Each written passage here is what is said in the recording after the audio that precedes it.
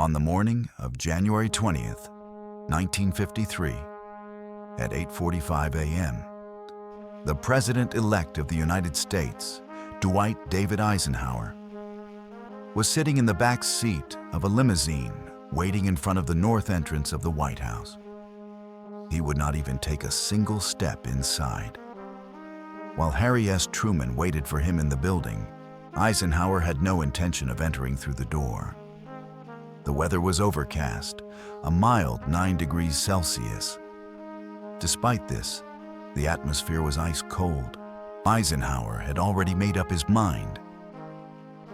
He would not enter the White House like a guest. He would not have coffee with the Trumans, and he would not follow presidential tradition. The car would wait there, and Truman would have to come out to him. This was not a misunderstanding or a scheduling error. A deliberate, calculated act of disrespect accompanied one of the most revered moments in American democracy: the peaceful transfer of power from one leader to the next.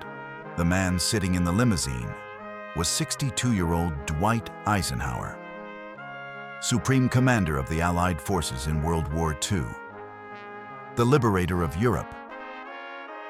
In the eyes of millions, the greatest military figure since Ulysses S. Grant, the general who accepted Germany's surrender. The American people had elected him by a landslide. 55% of the vote and 442 electoral delegates. Yet that morning, he refused to walk even 20 steps to the White House door. Inside the building was 68-year-old Harry S. Truman, farmer, shopkeeper, judge, senator, vice president, and president. The man who made the decision to use the atomic bomb, the leader who confronted Stalin, the statesman who implemented the Marshall Plan, the president who desegregated the military, the commander who dismissed Douglas MacArthur. And Truman had a moment he should never forget. Only 7 years earlier, he had suggested that Eisenhower become the Democratic Party's presidential nominee, with Truman as his vice president. Eisenhower refused. He said he did not want politics. He preferred to serve his country in uniform. But in 1952, he suddenly changed his mind. Eisenhower ran as the Republican candidate. He targeted Truman's party, Truman's policies, and Truman's legacy. This is where Truman's wound opened. The beginning of the break. This hostility did not emerge overnight. Over the years, small resentments, political calculations, and personal anger accumulated and grew. In 1945, near Potsdam, Germany, as Truman and Eisenhower walked side by side through the ruins of Berlin, Truman made him an extraordinary offer. "General, I am ready to do anything you want. If necessary, I will make sure you become president in 1948. Truman truly meant it. He had become head of state in the midst of war and felt unprepared. Eisenhower declined. He said he did not want politics. Truman accepted this gracefully. They worked together for years. Truman honored Eisenhower with medals 3 times and appointed him NATO's Supreme Commander. They had a strong but distant professional relationship. In 1947, Truman made a second offer. He even wrote in his diary, "Let Ike run for president, and I'll be his vice president." Eisenhower again refused. Politics did not interest him. But in 1952, one morning, Eisenhower suddenly announced his candidacy, this time against Truman as a Republican. Truman saw this as a personal betrayal. The real reason for the break: the George Marshall crisis. The major rupture happened during the campaign. Its name, George C. Marshall. Marshall was the architect of Eisenhower's career. He was the one who elevated Eisenhower above hundreds of senior generals, who entrusted him with command of the D-Day invasion. Marshall was also Truman's most trusted statesman, the architect of the Marshall Plan, the builder of NATO, a former Secretary of State and Secretary of Defense, a national hero who had won the Nobel Peace Prize. And in 1951, Republican Senator Joseph McCarthy called Marshall a traitor. These accusations were all lies, but they worked politically. Truman turned to Eisenhower. "You know Marshall better than anyone. Defend him." But Eisenhower's advisors said something else. "You'll lose Wisconsin. Don't cross McCarthy." In a speech planned for Milwaukee, there was a section where Eisenhower praised Marshall. The advance text had already been given to the press. Then it was removed from the speech. Eisenhower appeared on stage next to McCarthy. He said not a single word about Marshall.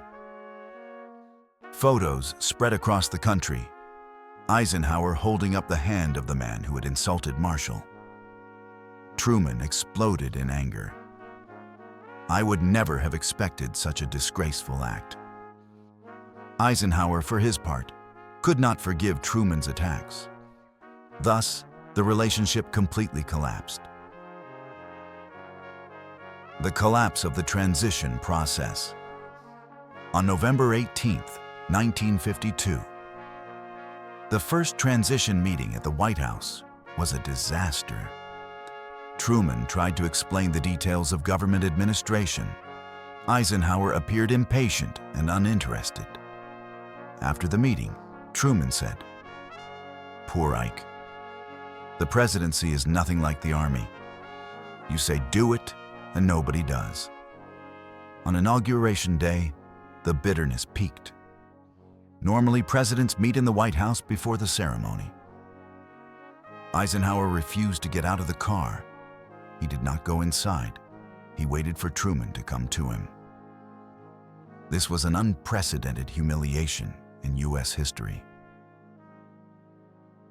Still, for the sake of tradition, Truman walked out and got into the car. Neither spoke a word. Only when Eisenhower asked about his son's return from Korea did a brief exchange take place. Truman said he had personally arranged for Ike's son to come back to witness the ceremony. Eisenhower did not even thank him. 10 years of silence. Throughout Eisenhower's 2 terms, he never invited Truman to the White House. Truman declined the 3 invitations he did receive. Their relationship froze completely. In 1959, when George Marshall died, they were forced to sit in the same row. They still did not speak. In 1963, at Kennedy's funeral, they rode in the same car. For the first time, they talked. Later, Truman invited Eisenhower to dinner at Blair House. 10 years after their break, the ice began to melt. By a 1966 dinner, they appeared fully reconciled. Aftermath: Eisenhower died in 1969, Truman in 1972. Both left deep marks on American history. But that scene on the morning of January 20th, 1953, Eisenhower's refusal to enter the White House, Truman having to swallow his anger, became one of the unforgettable symbols of American political culture. It remains a reminder of how personal grievances can poison public service. If this story moved you, hit the like button and subscribe to Traces of Valor. Your support keeps these forgotten heroes alive. And tell us, what did this story make you feel? Drop your thoughts in the comments below.